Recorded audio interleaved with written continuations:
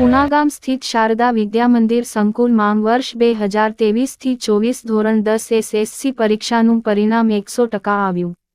પુના ગામ શારદા વિદ્યામંદિર સંકુલમાં વર્ષ 2023થી 24 ધોરણ 10 SSC પરીક્ષાનું પરિણામ 100% આવ્યું હતું. વિદ્યાર્થીઓમાં પરીક્ષાનું પરિણામ માટે ઘણો જ ઉત્સાહ જણાઈ રહ્યો હતો અને ઘણા ઉમંગથી તેઓ શાળામાં આવ્યા હતા અને શાળાના ટ્રસ્ટી સરનો અને આચાર્યશ્રીનો આશીર્વાદ પણ મેળવ્યો હતો. સવારે 8 વાગે બોર્ડની વેબસાઇટ પરથી બાળકોનું પરિણામ જોવામાં આવ્યું હતું. તેમાં એક 4 વિદ્યાર્થીઓ અને બે 3 વિદ્યાર્થીઓ આવ્યા હતા.